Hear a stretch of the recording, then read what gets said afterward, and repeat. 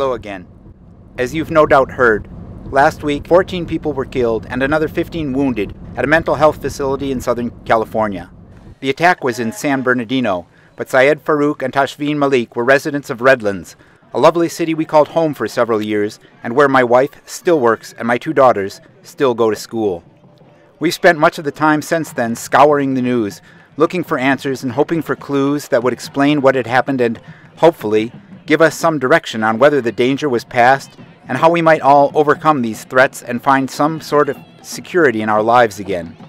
As is usual in such tragedies, the aftermath has been filled with rumors and stories, most of them with little or no basis in reality, and many with little evidence to support them to begin with. Yes, it has turned out to be true that the attackers were Muslim, and sympathizers, at least, with ISIS. This secures in the minds of many the need to demonize whole classes of people who have only coincidental characteristics in common with the terrorists, and has given rise to much debate over whether or not the attackers warranted label terrorists, and whether they should be branded with the label Islamic extremists if so. And along with hoping to care for the victims, there were other, more immediate concerns for those of us living locally.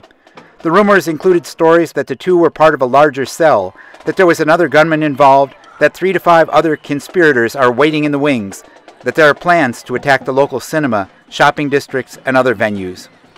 The Redlands Christmas parade had to be seen as a possible target. Following just 2 days on the heels of the attack, thousands of people would be crowded along a few blocks on a dark night with uncontrolled access from any direction. You could hardly blame anyone for staying away. It might be no more than prudent for the parents of any of the hundreds, if not thousands, of children scheduled to march to keep them safe at home this chilly December night. And isn't that what terrorism is all about anyway? Making us shudder with fear, cowering behind what meager defenses we can mount? But if that's what anyone at ISIS was hoping for, they had to be sadly disappointed.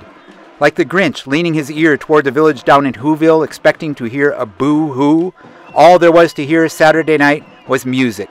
Bands playing, carols singing, people celebrating together in joy.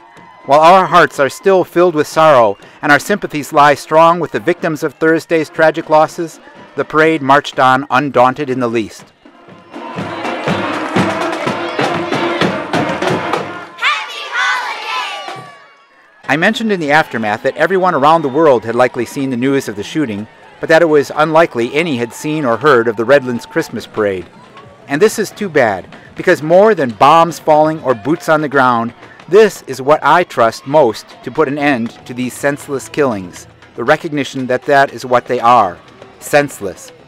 From the collapse of the Twin Towers on 9/11 to the streets of Paris last month to the mental health clinics in San Bernardino today, acts of terror just plain don't work. They don't accomplish their objectives.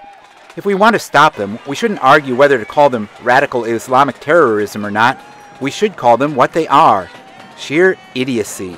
With all due respect to the victims, instead of showing the world their pain and misery, we need to stress the ongoing lives and survival of the spirit of those who have been attacked.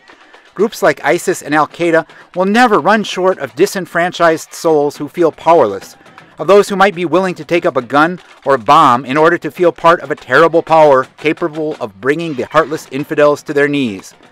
But they might be less enthused if it was made clear that they're not terrible and powerful warriors, just stupid and suicidal losers engaged on futile missions of a misplaced faith. Not faith misplaced in any god, mind you, but faith misplaced in desperate political and religious leaders. Of course, we do have fears and worries that are justified, but many of those are stoked ever higher by politicians who have an agenda that relies on them. Republican congressmen and candidates in particular this year seem to delight in anything that goes bump in the night, finding in it further evidence that President Obama has let the world become a dangerous, dangerous place. But if ISIS or Al-Qaeda want to throw fear into their hearts, they should know they don't need to blow themselves up to do it. It's enough to talk differently, dress differently, worship or even love differently. But we can be idiots here, too. News reports and documentaries have recently taken to excoriating madrasas for indoctrinating young Muslim students with hatred for Israel, for America, for the West. But as a teacher, I can assure you that no lecture from any imam will ever convey the message like a week's worth of shock and awe or one misplaced drone attack. And no story of how America hates them from any pulpit will ever sound as convincing as one live news feed of an entire political party explaining that we couldn't risk taking in a 3-month-old refugee orphan for fear of what they might do one day, or leading presidential candidates declaring almost gleefully that they would bomb the shit out of them, that we're anxious to learn if sand will glow in the dark. There will be other terrorists' attacks. They are a crime that will disappear from the face of the earth no more quickly than any of the other crimes rooted in hatred and bigotry. But let's leave stupidity behind and start to celebrate the joys we share with each other. Let's have more music and dancing and parades marching in the streets. Share that news, that message. Send that joy to every corner of the world. Because hope is still more powerful than fear when we let truth sound louder than lies, deceptions, and misconceptions. I'm just Steve, but that's what I came away with from the Redlands Christmas Parade, where Mickey marched and played the flute, we all had a good time, and we all promised to be back next year.